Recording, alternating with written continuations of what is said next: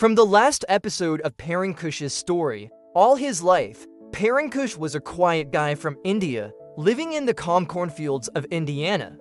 He thought he had the American dream figured out. That was until he landed in Los Angeles for college.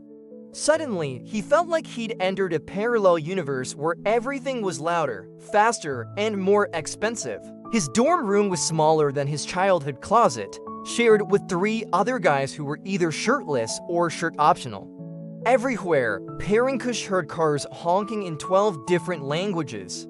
When he asked what that meant, someone said, "Welcome to law, bro." Desperate for some stability, Parinkush found a part-time job at 7-Eleven as a cashier. It wasn't glamorous, but it paid for his cup noodles and Wi-Fi, which ironically never worked during his online classes. Before Parinkush knew it, his world was turning upside down in the best way possible. One evening, while Parinkush was managing the Slurpee machine like a pro, in walked 3 Nigerian students, Tolu, Emeka, and Femi. "Parinkush, you've been in college for 3 years and you've not asked one girl out. Olmo, we go train you." Talking to girls meant polite small talk about the weather or homework. But his new friends had other ideas. Tolu declared one day, "And you need to learn how to dance properly. No girl wants a guy who moves like a robot," so began the impromptu dance lessons in their dorm room, with Parinkush tripping over his feet as he tried to keep up with the fast-paced Afrobeats, much to Parinkush's horror. You can't just talk about books and classes all the time. Learn some jokes, some smooth lines. Parinkush spent hours memorizing cheesy pickup lines that made him cringe but had his friends rolling with laughter.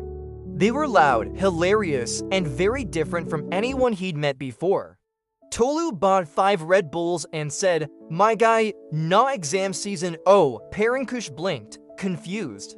While hanging out at the campus coffee shop, he was louder, more outgoing, and definitely having more fun.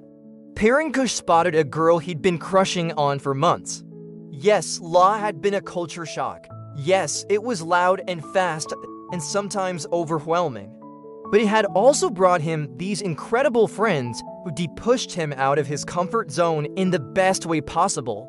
This wasn't the American dream he'd imagined back in Indiana. It was louder, crazier, and infinitely more colorful, and he wouldn't have it any other way. Normally, Parinkush's story was far from over, but one thing was certain: it was going to be one hell of a ride. And he couldn't wait to see what other adventures lay ahead. He'd just stare from afar, but today felt different. All you have to do is be open to them, but that's the magic of college, isn't it? Because sometimes the best stories start with a simple hello at a 7-Eleven counter. You never know who you'll meet or how they'll change your life. And how will his newfound confidence change his college experience? And don't forget to subscribe for the next episode of Parinkush's Law Chronicles.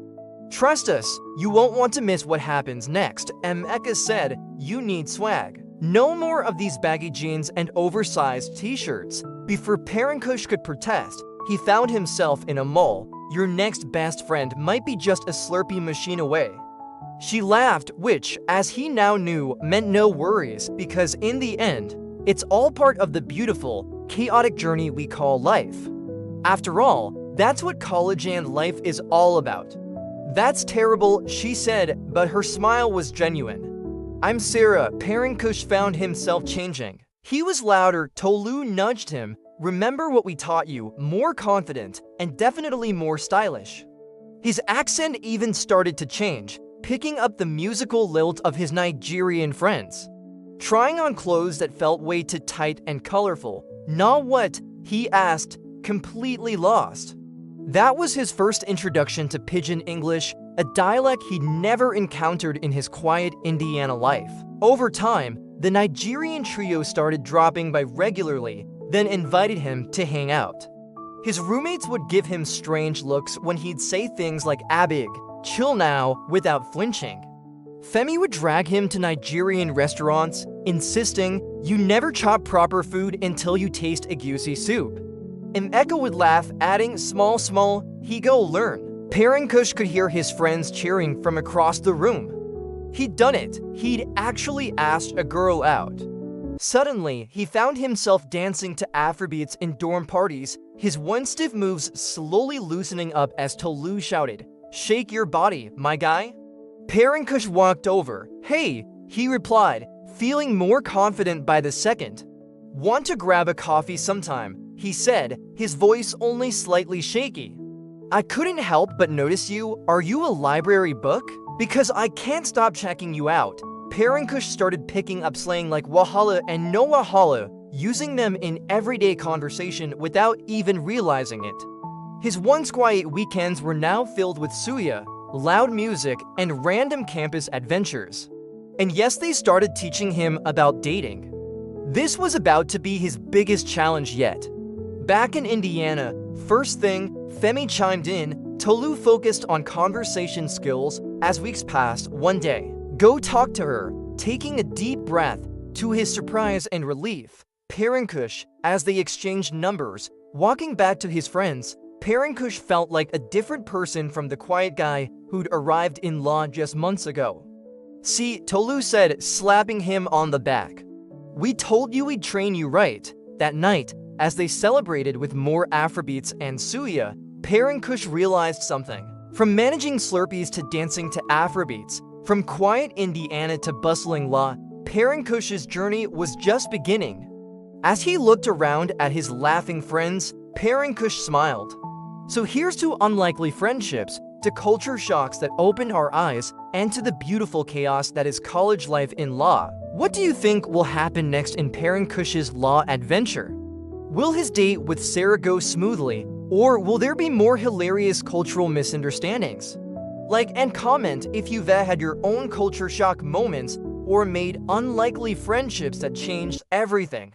Remember, sometimes the best adventures come from stepping out of your comfort zone and embracing the unexpected. Who knows? Until next time, keep dancing to your own beat, even if you're still figuring out the rhythm.